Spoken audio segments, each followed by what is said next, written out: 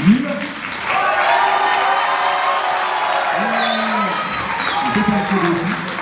Lucas. Et Emmanuel.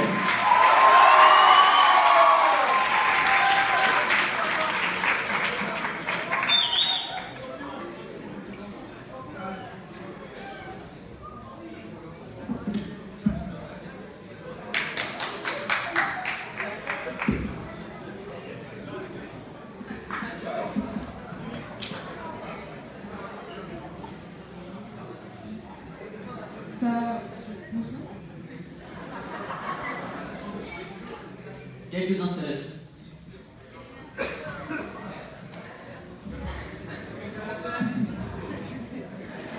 Perso, je suis un peu stressée, pas toi? Ah, ça va. Mais il est où, Lucas? Lucas! Oui. Vous avez vu mon téléphone? Attends. Il est arrivé en Chine, non? Ah, tu vas pas faire comme tout le monde.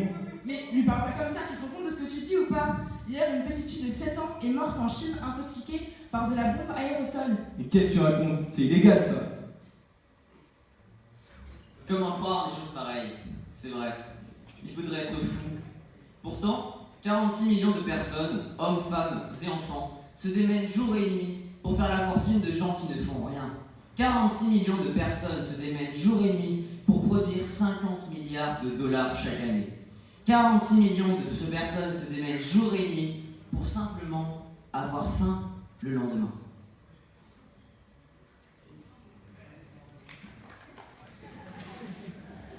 Évidemment, moi, je vais vous parler des femmes. Étonnant, n'est-ce pas?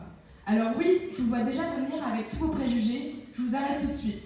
Je ne parlerai pas d'inégalité de salaire ou encore de difficultés pour les femmes à s'instaurer dans notre monde du travail, mais je vais vous parler de quelque chose d'un peu plus trash.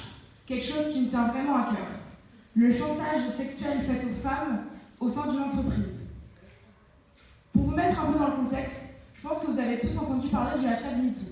Pour ceux qui ne le connaissent pas, c'est un hashtag qui a pas mal tourné sur les réseaux sociaux afin de faire libérer la parole à des milliers de victimes de harcèlement ou de violences sexuelles dans leur quotidien ou dans le milieu professionnel. Ce hashtag a permis à des milliers de femmes de dénoncer des actes immoraux, des actes abominables, des actes impardonnables et même des actes effroyables. L'une d'entre elles se nomme Ashima. Ashima a 27 ans, elle vit en Inde. Elle est mère de 2 enfants, Ayana et Anaga. Ashima est veuve depuis maintenant 3 ans. Ashima vit dans des conditions de vie insoutenables et de pauvreté impardonnables depuis la mort de son mari. Ashima se bat chaque jour, et je dis bien chaque jour, afin de pouvoir garder son travail de secrétaire au sein de son entreprise, afin de pouvoir subvenir aux besoins existentiels de ses filles. Mais le prix qu'elle doit payer chaque jour est l'abandon de son corps au profit de ses employeurs. Ashima doit obéir au doigt et à l'œil à ses employeurs si elle ne veut pas finir de risquer à la rue, sans emploi ou même sans aucune sécurité pour ses enfants. Est-ce normal? Je ne le trouve pas. Ashima n'est pas la seule dans ce cas-là. Des milliers de femmes dans le monde sont victimes de harcèlement au travail. Une femme sur 5 a ou va être victime de harcèlement. Dans ma classe, nous sommes une dizaine de filles. C'est-à-dire que 2 d'entre elles ont ou vont subir cette forme d'harcèlement. Si vous ne me prenez pas au sérieux, imaginez 2 minutes que ce soit votre mère, votre sœur, votre future femme ou fille qui subissent ces formes d'harcèlement dans leur métier professionnel. Excusez-moi.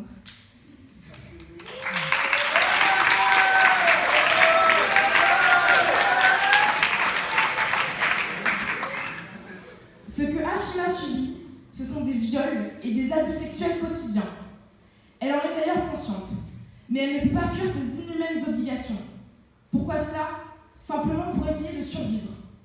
Alors je vous sollicite donc, vous, élèves, professeurs, parents, frères et sœurs, à prendre conscience que la femme n'est pas un objet sexuel humain, ou même un esclave sexuel dans notre société, mais bien une femme méritant sa place à l'égal des hommes dans le milieu du travail. En parlant d'esclavage, j'aimerais vous faire écouter le chant de joie d'un enfant travaillant pour les grandes marques qu'on connaît tous. Ça arrive. Ah, ça n'a pas l'air d'être la joie là. Et ça, on en est tous responsables. Si le plus grand esclavagiste du moment ne se cache pas dans une grotte et n'est pas à la tête d'une mafia surpuissante. Non. Si vous voulez le trouver, regardez un peu dans vos poches. Oui, dans vos poches. Dans la plupart, on y trouve des téléphones. Ces objets indispensables aujourd'hui cachent bien leur jeu. En effet, la plupart de ces téléphones sont construits par des enfants travaillant 16 heures par jour pour 70 centimes de l'heure. Est-ce normal aujourd'hui? Je ne crois pas. Si on regarde derrière ce téléphone, on peut voir un Chinois épuisé par le travail qui monte à la tonne et à la tonne des iPhones. Ou encore, si on regarde plus loin, un Africain dans les mines qui cherche les matériaux importants pour de la construction de nos précieux. Moi, j'aimerais vous raconter l'histoire d'Amiki. Amiki, c'est un petit Congolais. À 11 ans, il a déjà un lourd passé dans les mines. Son père n'ayant pas les moyens de lui payer une éducation, il arrête l'école en CM2. Est-ce normal déjà?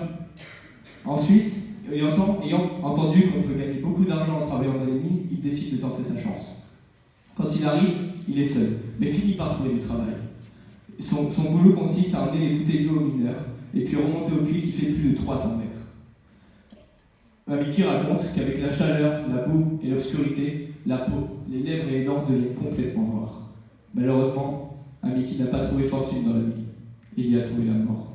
Ses poumons d'enfant ne pouvant pas supporter la poussière des mines, n'ont pas survécu. Et ses yeux d'enfant des rêveurs se sont fermés après 5 ans de dur labeur. Alors je vous demande qu'une chose, peu importe le produit, il faut savoir s'arrêter 1 minute et se dire que la vie d'enfant dépend probablement de notre achat. À propos d'achat, prenons l'exemple de cette ouvrière en Bangladesh qui se lève tôt ce matin pour aller à l'usine du Rana Plaza, usine sous-traitante de Carrefour, Auchan, Camailleux, des marques que nous connaissons bien. Elle arrive donc devant ce grand bâtiment gris, sans fenêtres et fissuré. Des fissures qu'elle n'avait pas remarquées la veille, mais tant pis, elle savait que si elle se plaignait, elle serait battue, tout comme sa camarade il y a 2 ans. Elle traverse donc la rue, monte à l'étage et se met au travail comme tous les autres ouvriers ce jour-là. C'est aussi le jour où le bâtiment se défend. Le 24 avril 2013, 1135 autres personnes sont mortes ensevelies sous les décombres. On peut se demander pourquoi Sohail Rana, le propriétaire du bâtiment, a-t-il envoyé ses employés à la mort ce jour-là?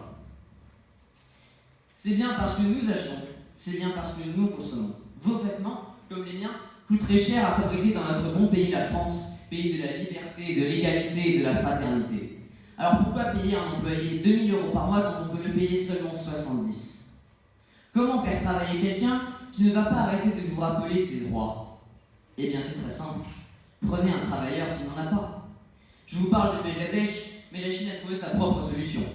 Elle crée des temps de travail forcés, appelés Logai, dans lesquels elle y enferme journalistes dissidents, défenseurs des droits civiques ou d'autres folles personnes se souciant des droits de l'homme. Ils seront battus, torturés et même exécutés dans les plus graves cas. Et à leur mort, ils seront disséqués pour récupérer leurs organes. Car n'oublions pas, en Chine, rien ne se perd, tout s'exploite. Mais encore, si ces pratiques sont toujours très bien appliquées, c'est bien parce que nous achetons, c'est bien parce que nous consommons. Nous avons besoin d'ours en peluche, nous avons besoin de systèmes électroniques, nous avons besoin de guirlandes de Noël pour célébrer cette fête de la fin d'année, du partage et de cette affreuse consommation. Mais justement, fuyons cet enfer bien caché par les supermarchés pour aller manger un bon long fiche dans le fast-food du coin. Car mon poisson, lui, il n'est plus battu, il n'est plus torturé, car il est mort. Mon poisson, oui, le pêcheur, pas encore. Comment savoir si ce poisson ne vient pas des mers du Taïwan, où se déploie la surpêche, qui racle le fond des océans à la manière dont elle traite ses employés? Plus rien de tenir debout. Parce que n'oublions pas, à Taïwan, la surpêche n'est pas plus un crime que le travail forcé ou l'esclavage.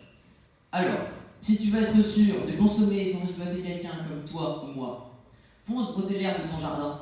Et encore, sois sûr de qui l'a semé.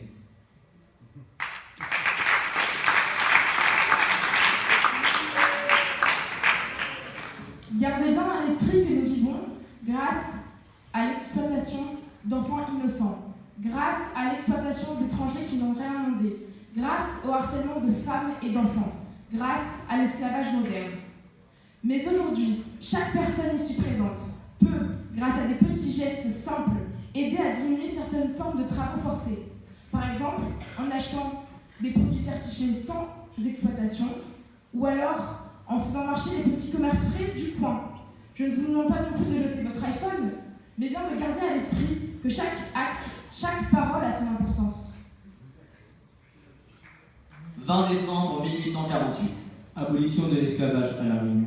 150 ans qu'on ne devrait plus en parler. 22 mai 2019. Proclamons tous ensemble l'abolition de l'esclavage moderne.